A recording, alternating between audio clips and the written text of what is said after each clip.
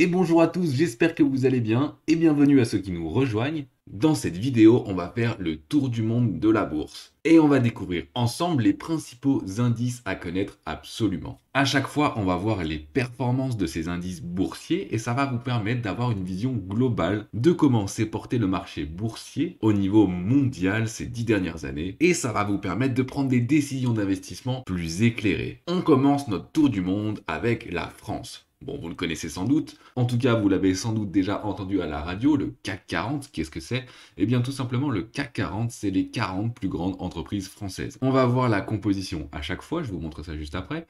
Et à chaque fois, on va comparer les performances. Il y a deux types de performances. Il y a les performances hors dividendes et les performances dividendes réinvestis. Ce qui serait le plus intelligent de comparer, ce serait avec les dividendes réinvestis. Cependant, on ne peut pas les avoir à chaque fois. Et donc, pour que la comparaison soit plus exacte, j'ai pris à chaque fois les valeurs sans dividendes. Et de toute façon, c'est un ordre de grandeur puisque c'est une photographie de la bourse aujourd'hui, mais dans 3 jours, ce ne sera plus les mêmes chiffres. On va voir la composition du CAC 40. En tout cas, on va voir les premières valeurs, puisqu'il y en a 40 et à chaque fois, on ne va pas toutes les voir. Donc, vous connaissez sans doute LVMH, le luxe, Total Energy, L'Oréal, Sanofi, Schneider, Air Liquide, Airbus, qui vous verrez est également en Allemagne, BNP, Hermès et Vinci. Et vous voyez comment est pondéré également l'indice. En fait, la valeur de l'indice, il est calculé en fonction de la capitalisation boursière de chaque entreprise qui le compose. Donc la variation des cours des entreprises influe directement sur la valeur de l'indice. Et généralement, la composition des indices, elle est réévaluée trimestriellement. Comme c'est les 40 plus grandes, et bien s'il y en a une qui descend, il y en aura une autre qui montera, évidemment.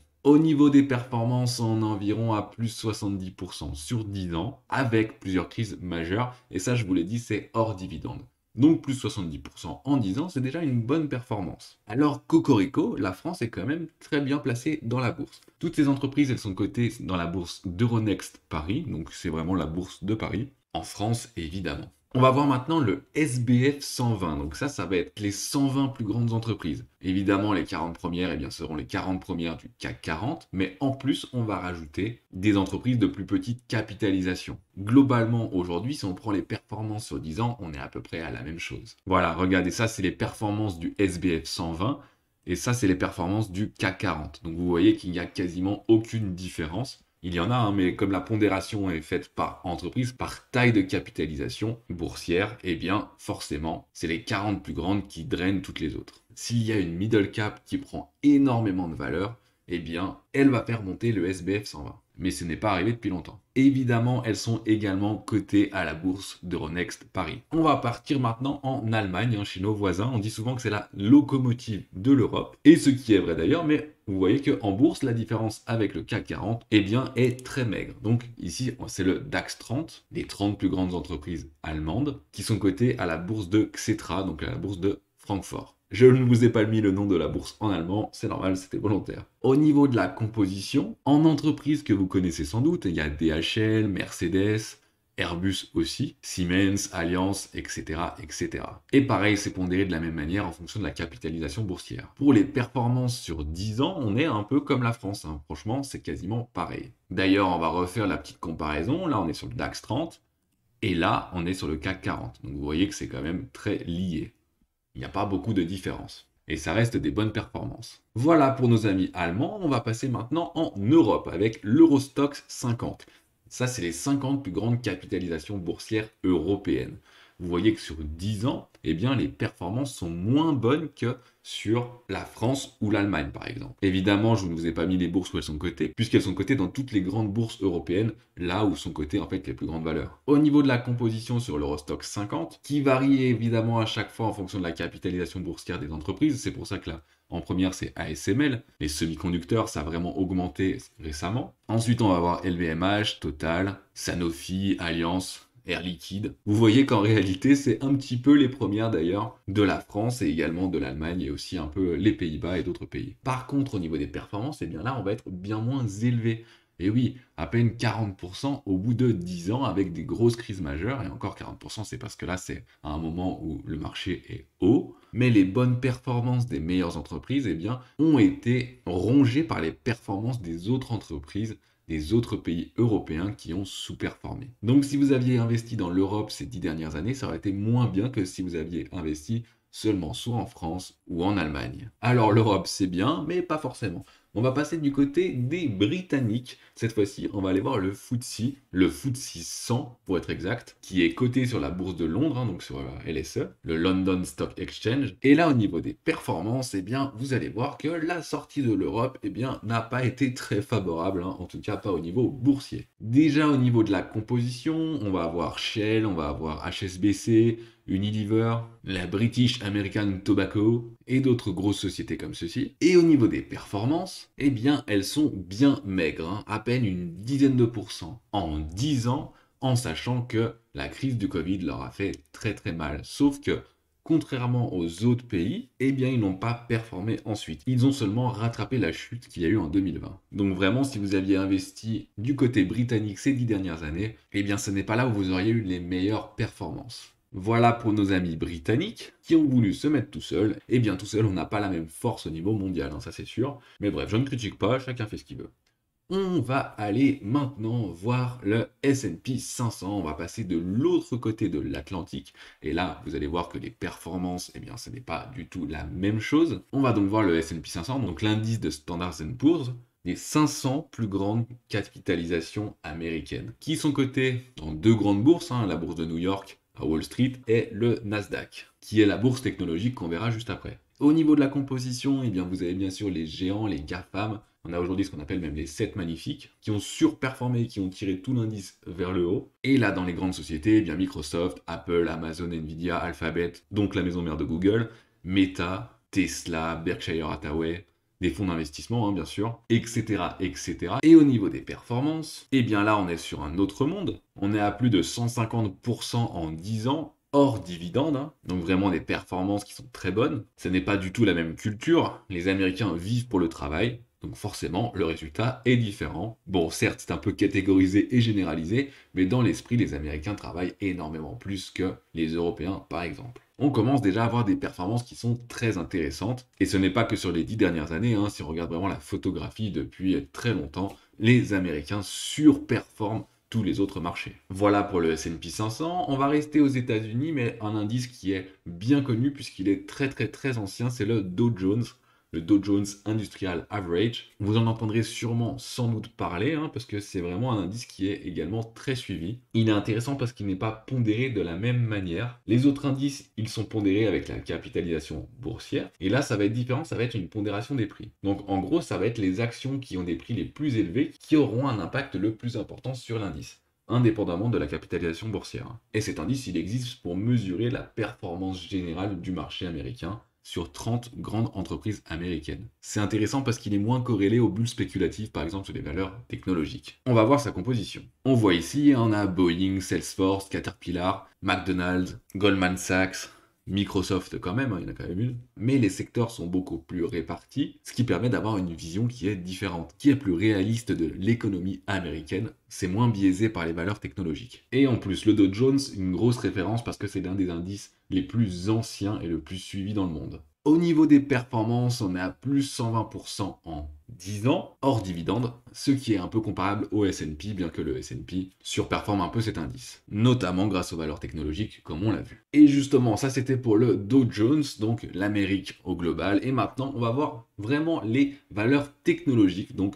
le Nasdaq 100, des valeurs qui ont vraiment surperformé toutes les autres, et sans conteste, hein, ça va être le Nasdaq 100, donc j'ai pas mis, mais qui est coté évidemment à la bourse du Nasdaq. On va aller voir sa composition. Les 10 premières, eh bien un petit peu comme le S&P 500, hein, on rajoute Adobe en plus. Et évidemment, comme ces entreprises ont vraiment surperformé et que leur poids en bourse est monstrueux maintenant, eh bien les plus grosses entreprises technologiques sont aussi les plus grosses entreprises américaines tout court. Et au niveau des performances sur 10 ans, on est à plus 350%. Donc vraiment là, vous voyez qu'on est sur un autre monde. Bon, ce qu'il faut savoir, c'est que par contre, ces valeurs ne versent pas de dividendes, alors il aurait été plus intéressant de le comparer avec un indice incluant les dividendes, pour que ce soit plus exact. Puisque les valeurs qu'il compose sont des entreprises de croissance et qui ne versent quasiment pas de dividendes, contrairement aux entreprises value, qui composent généralement aussi pour grosse part les autres indices, qui elles versent des dividendes chaque année. Mais bon, je vous rassure, même en comparant avec les dividendes, on est largement au-dessus.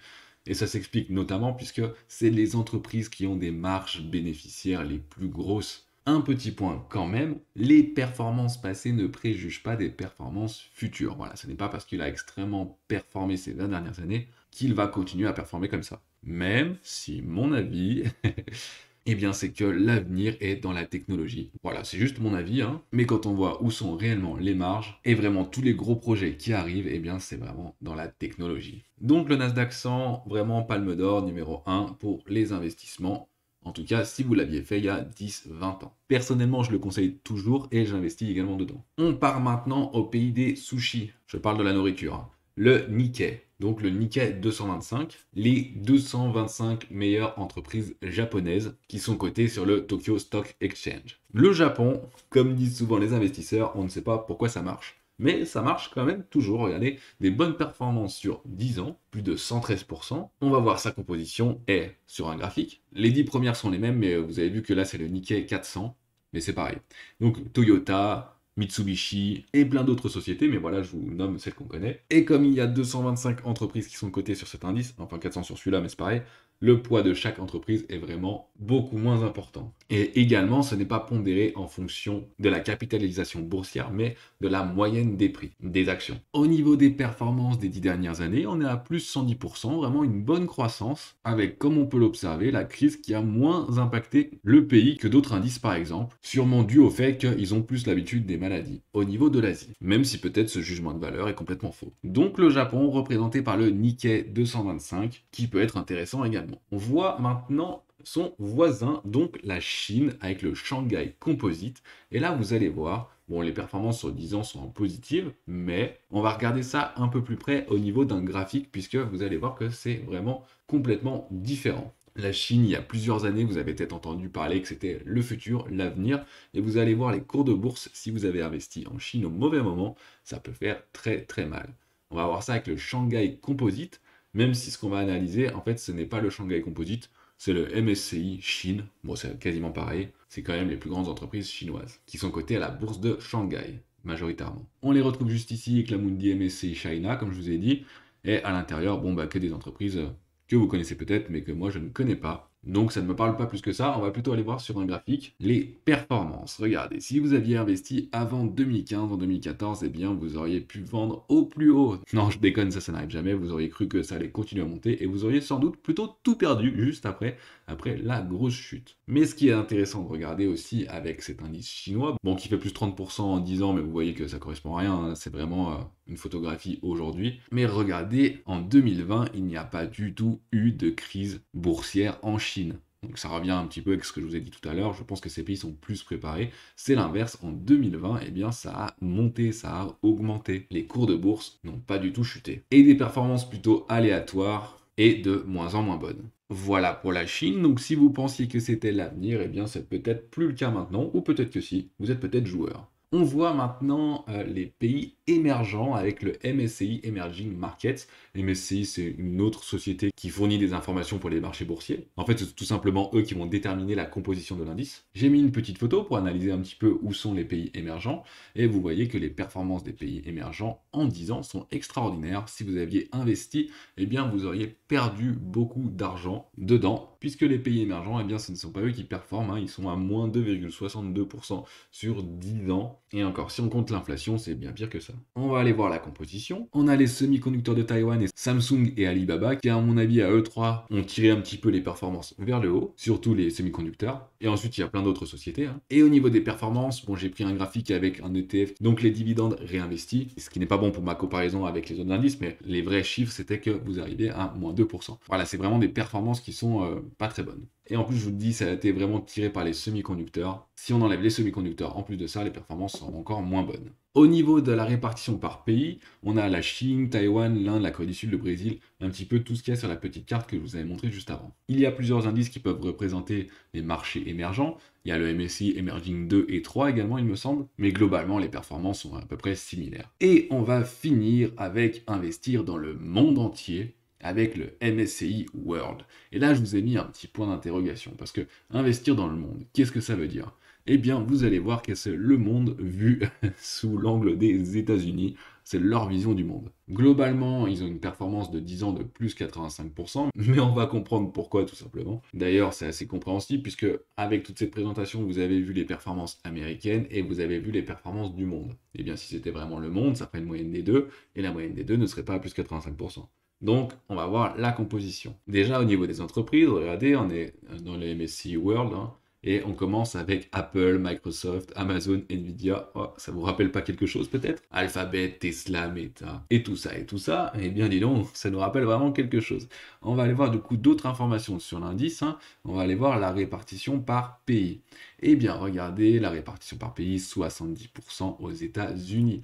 Voilà, c'est vraiment le monde vu des États-Unis. Mais à la base, quand il a été créé, la pondération n'était pas la même. Mais évidemment, comme vous avez vu, les entreprises américaines ont surperformé les autres, ce qui en fait que maintenant, elles ont une pondération qui est énorme dans l'indice. Et quand on regarde cette carte du monde, si vous voyez bien, les pays émergents, eh bien, on ne les voit pas trop. Donc, c'est une vision du monde un petit peu différente. C'est quand même à notifier parce que si vous pensez investir dans le monde avec le MSCI World, eh ben, c'est un petit peu biaisé. Au niveau des performances, si on regarde, bon, c'est pareil, celui-là, c'est un ETF capitalisant. Donc, les dividendes sont réinvestis. Mais au niveau de la courbe, on dirait vraiment un S&P 500 qui est moins performant. Donc ça, c'est la MSCI World et ça, c'est le S&P 500. C'est globalement la même chose qui est lissé. Mais bon, ça reste quand même des très bonnes performances. Surtout, vous avez vu, dividendes réinvestis, c'est quasiment le double. En mini conclusion, là, sur les indices, hein, vous avez vraiment vu que ce qui tire la croissance mondiale, pour l'instant, ce sont les États-Unis. L'Europe, on s'en sort pas mal avec notamment la France et l'Allemagne. L'Italie a aussi des bonnes valeurs, hein, comme Ferrari par exemple. Et ensuite, on a quelques autres pays qui essayent de s'en sortir.